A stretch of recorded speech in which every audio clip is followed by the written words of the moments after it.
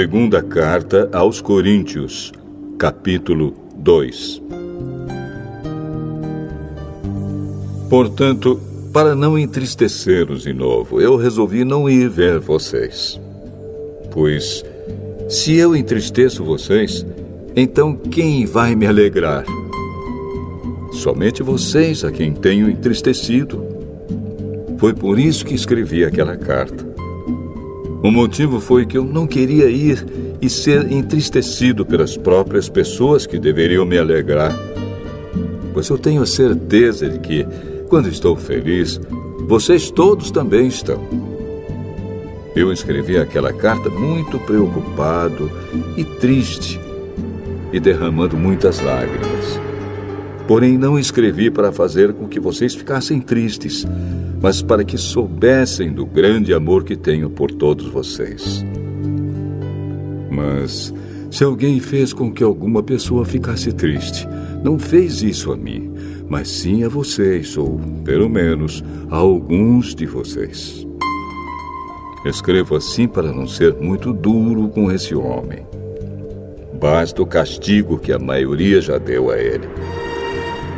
Agora, vocês devem perdoá-lo e animá-lo para que ele não fique tão triste que acabe caindo no desespero.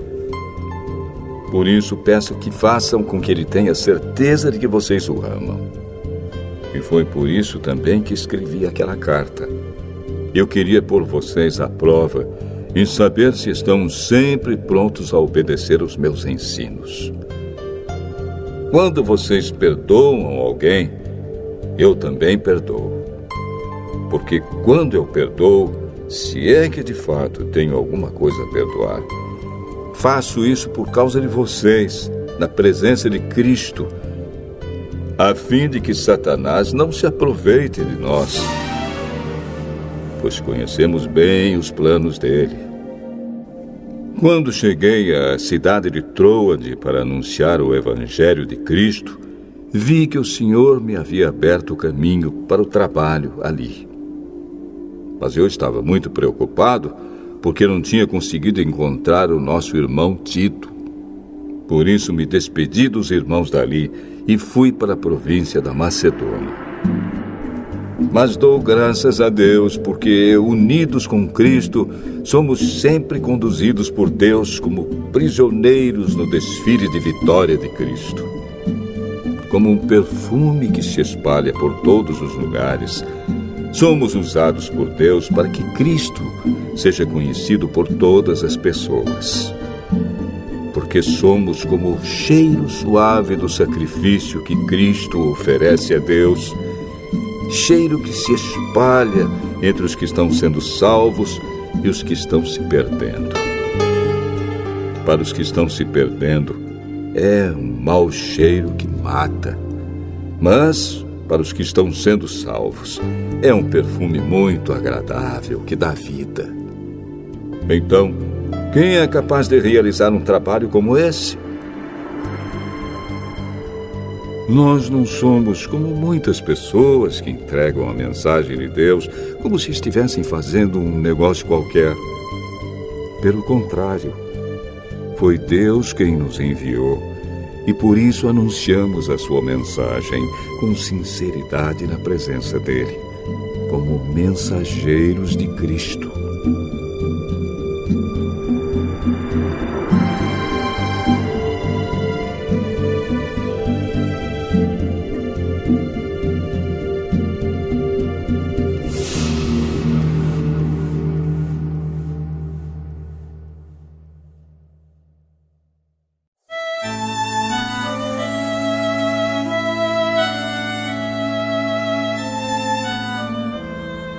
Segunda carta aos Coríntios, capítulo 3.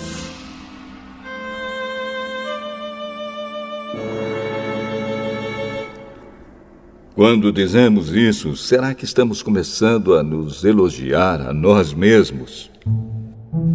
Por acaso, como acontece com alguns, nós precisamos entregar cartas de recomendação para vocês ou pedi-las a vocês? Vocês mesmos são a nossa carta, escrita no nosso coração, para ser conhecida e lida por todos. Sim, é claro que vocês são uma carta escrita pelo próprio Cristo e entregue por nós. Ela não foi escrita com tinta, mas com o Espírito do Deus vivo.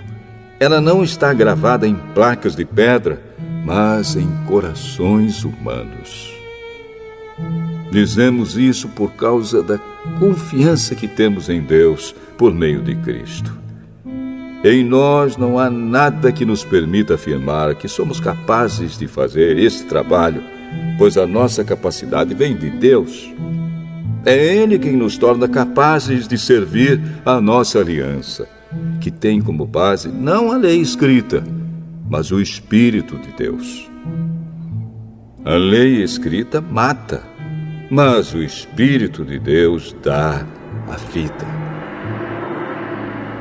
Quando a lei que traz a morte foi gravada em placas de pedra, a glória de Deus apareceu e o rosto de Moisés ficou brilhando.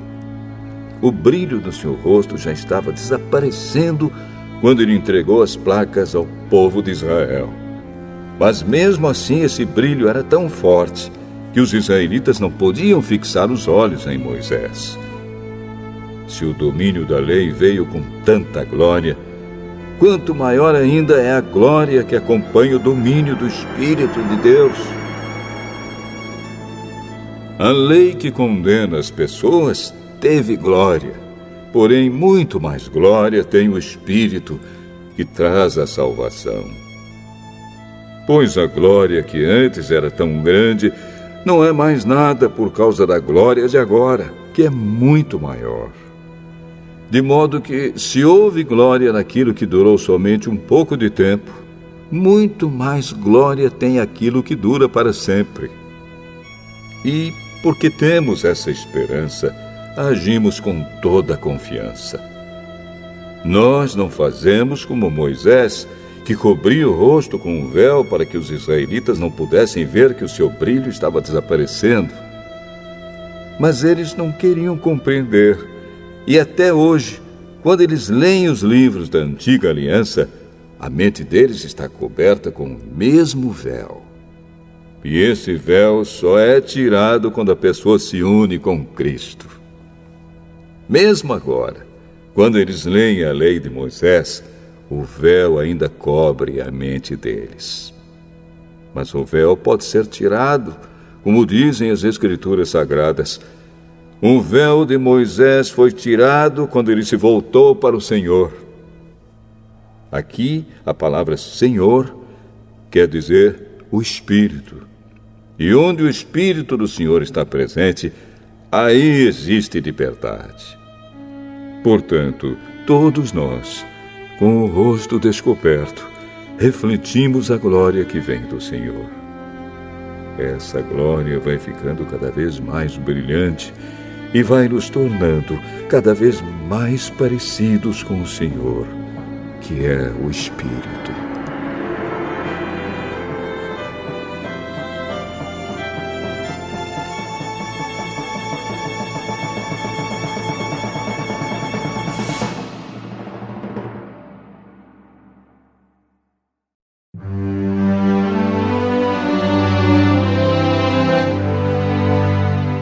Jeremias,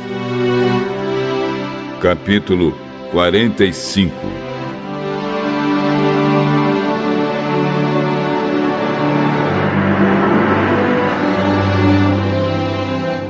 No 4º ano do reinado de Jeoaquim, filho de Josias, em Judá, Baruque, filho de Nerias, escreveu aquilo que o Senhor, o Deus de Israel, me tinha dito. Foram estas as palavras que eu ditei e que Baruque escreveu num livro. Baruque, você está dizendo: eu desisto. O Senhor Deus aumentou a minha tristeza e o meu sofrimento. Estou cansado de gemer e não consigo descansar. Aí o Senhor me mandou dizer a Baruque: estou destruindo o que construí e arrancando o que plantei. Farei isso em toda esta terra. Será que você está querendo ser tratado de modo diferente? Não espere isso. Eu farei a desgraça cair sobre toda a humanidade. Mas você, pelo menos, escapará com vida, esteja onde estiver. Eu, o Senhor, falei.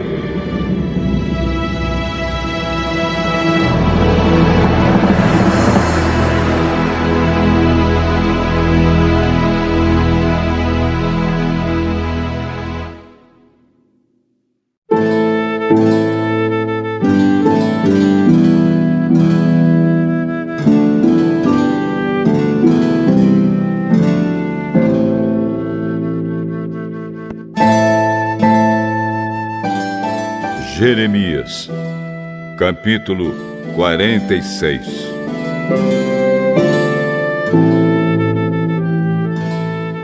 O Senhor Deus me falou a respeito das nações.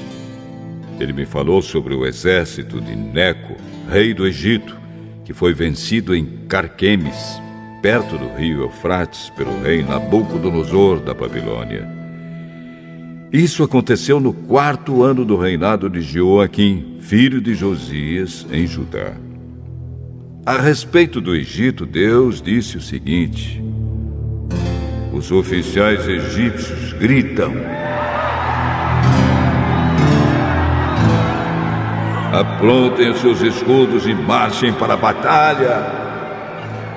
Ponham arreios nos cavalos e montem.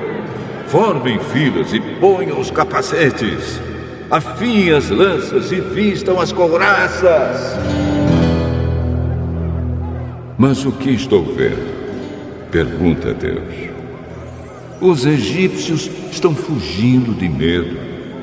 Eles correm apavorados e fogem tão depressa que nem olham para trás. Aqueles que correm depressa não podem escapar. Os soldados não conseguem fugir. No norte, perto do rio Eufrates, eles tropeçam e caem. Quem é que vem subindo como o rio Nilo, como o rio inundando as suas margens? É o Egito, subindo como o Nilo, como um rio alagando as suas margens. O Egito disse: vou subir e cobrir o mundo, vou destruir as cidades e os seus moradores. Egípcios, mandem os cavalos saírem e façam os carros de guerra correrem. Mandem os soldados avançarem. Os homens da Etiópia e da Líbia que carregam escudos e os homens de Lude que atiram flechas com seus arcos. Esse é o dia do Senhor, o Deus Todo-Poderoso. Hoje Ele se vingará. Hoje Ele castigará os seus inimigos. A sua espada os devorará até não querer mais e beberá o sangue deles até ficar satisfeita. Hoje o Senhor Todo-Poderoso oferecerá suas vítimas em sacrifício no norte, perto do rio Eufrates. Povo do Egito, vá a Gileade, vá procurar remédios. Todos os seus remédios não adiantam, pois o seu mal não tem cura. As nações ouviram falar da vergonha da sua derrota. A terra inteira escutou seus gritos. Um soldado tropeçou no outro e os dois caíram no chão. Quando o rei Nabucodonosor da Babilônia veio atacar o Egito, o Senhor Deus me disse o seguinte: anunciem isto nas cidades do Egito, em Migdol, Mênfis e Táfnis. Preparem-se para se defender. Tudo o que vocês têm será destruído na guerra. Por que foi que o seu Deus poderoso caiu? Foi porque o Senhor Deus o jogou no chão. Os soldados do Egito tropeçaram e caíram e disseram uns aos outros: vamos depressa, Vamos voltar para casa, para o nosso povo, e assim escaparemos da espada do inimigo. Deem ao rei do Egito este novo nome: Falador Espalhafatoso, o homem que perdeu a sua oportunidade. Sou eu, o rei, quem está falando. Eu sou o Deus vivo. O meu nome é Senhor, o Todo-Poderoso.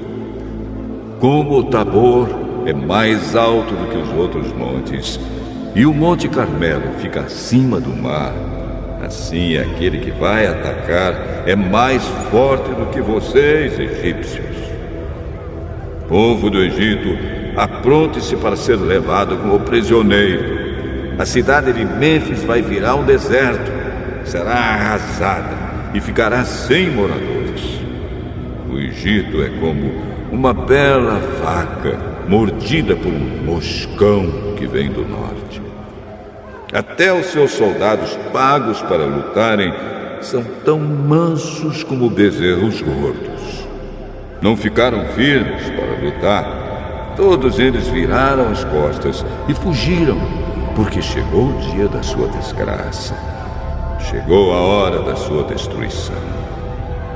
O Egito foge, assobiando como uma cobra, porque o exército inimigo está chegando.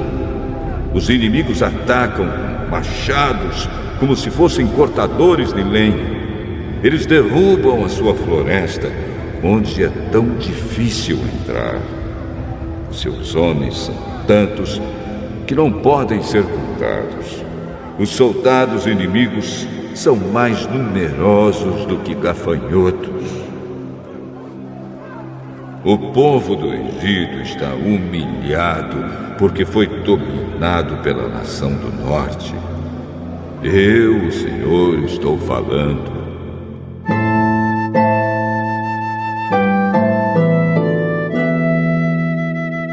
O Senhor Todo-Poderoso, Deus de Israel, disse: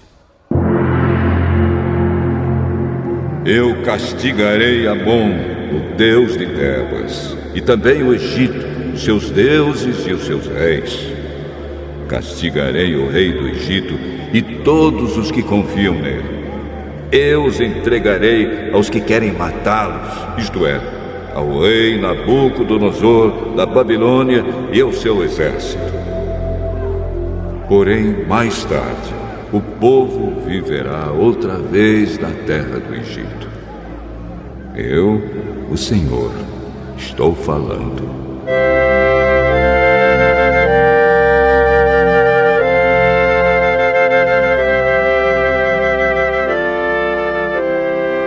Descendentes do meu servo Jacó, não tenham medo. Povo de Israel, não fique assustado. Eu os livrarei dessa terra distante, da terra onde vocês são prisioneiros. Vocês voltarão e viverão em paz. Viverão em segurança e ninguém fará com que fiquem com medo. Estarei com vocês para salvá-los. Destruirei completamente todas as nações por onde os espalhei.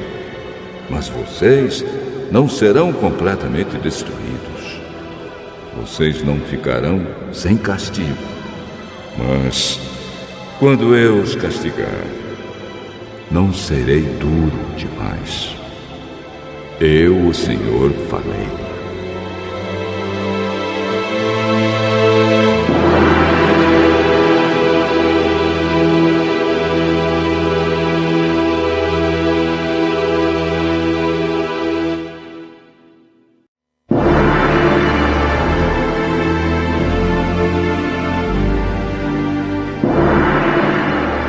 Salmo 124. Canção de Peregrinos, de Davi. Que teria acontecido se o Senhor Deus não estivesse do nosso lado? Responda, povo de Israel. O povo responde: se o Senhor não estivesse do nosso lado quando os nossos inimigos nos atacaram, eles nos teriam engolido vivos, pois furiosos se voltaram contra nós. As águas nos teriam levado para longe, a enchente nos teria coberto e teríamos morrido afogados na correnteza violenta. Demos graças ao Senhor que não deixou que os nossos inimigos nos destruíssem. Como passarinho, nós escapamos da armadilha do caçador. A armadilha quebrou e ficamos livres. O nosso socorro vem do Senhor Deus, que fez o céu e a terra.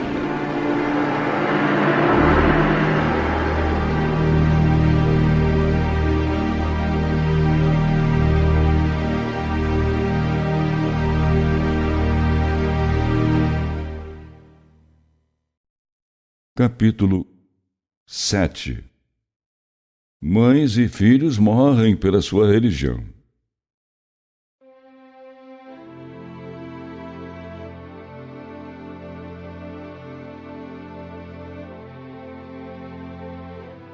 Aconteceu em outra ocasião que 7 irmãos e a mãe deles foram presos.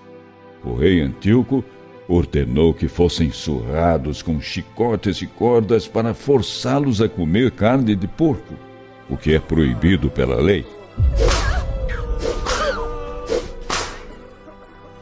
Um dos filhos, falando em nome de todos, disse ao rei: O que o senhor espera arrancar de nós por meio dessa tortura?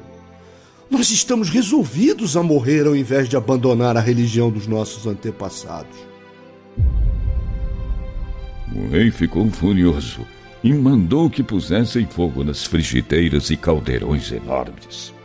Logo que ficaram quentes, o mais que era possível, o rei mandou que cortassem a língua do irmão que tinha falado em nome da família, que arrancassem o seu couro cabeludo e que cortassem as suas mãos e os seus pés. E os seus irmãos e a sua mãe estavam vendo tudo aquilo. Quando acabaram de torturá-lo, o rei ordenou que o levassem, ainda vivo, e o fritassem na frigideira.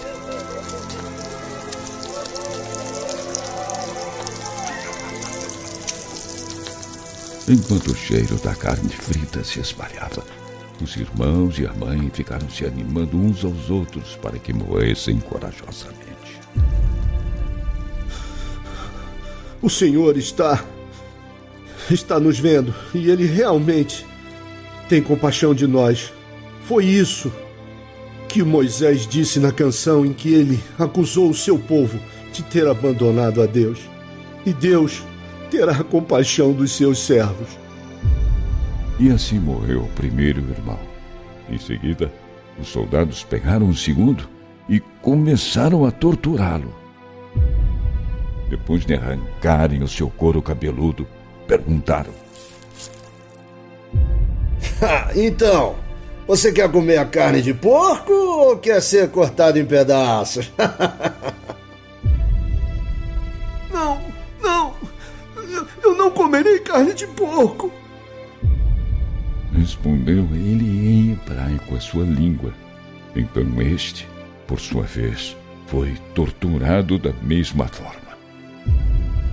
E quando estava quase morrendo, ele disse ao rei: Seu monstro, o Senhor pode nos matar, mas o Rei do Universo nos ressuscitará e nos dará a vida eterna, pois estamos morrendo porque somos fiéis às suas leis. Em seguida, chegou a vez do terceiro irmão ser torturado. Quando os soldados mandaram que pusesse a língua para fora, ele obedeceu na mesma hora e também estendeu corajosamente as mãos e ainda disse com firmeza: Olha, foi Deus quem me deu essas mãos, mas por amor às leis dele, eu os trato com desprezo, pois tenho a certeza que ele as dará de novo para mim. O rei e os outros que estavam com ele ficaram impressionados com a coragem do moço, pois ele agia como se os seus sofrimentos não fossem nada. Depois que este morreu, começaram a torturar e maltratar da mesma forma o quarto irmão. Quando estava quase morrendo, ele disse ao rei: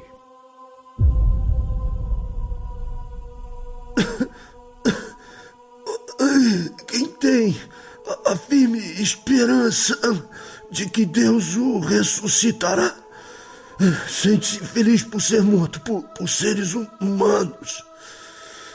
Mas o Senhor não será ressuscitado. O Senhor não viverá de novo. Em seguida, pegaram o quinto irmão e começaram a torturá-lo. Ele olhou para o rei e disse: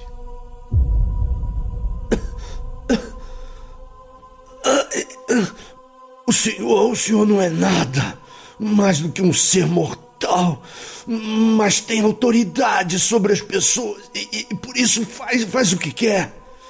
Porém, não pense que Deus abandonou o nosso povo.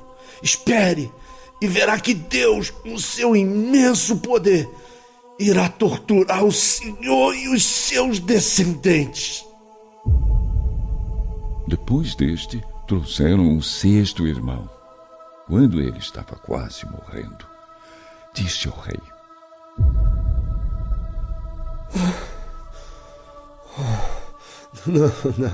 Não adianta o senhor se enganar. Nós estamos sofrendo assim por causa dos pecados que o nosso povo cometeu contra Deus. É por isso que essas coisas horríveis estão acontecendo conosco.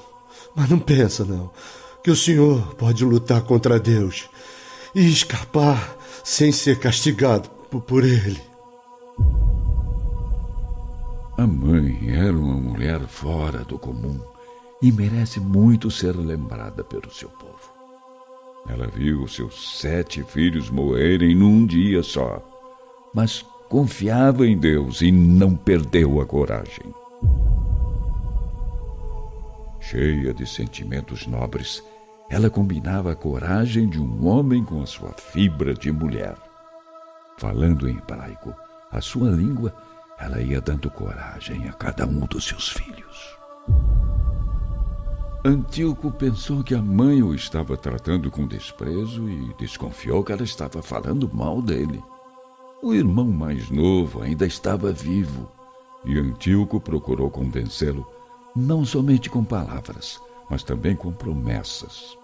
Ele jurou que o faria rico e feliz se ele abandonasse a religião dos seus antepassados. Jurou ainda que o faria um dos amigos do rei e que lhe daria um cargo importante no governo. O rapaz não deu a mínima atenção ao rei.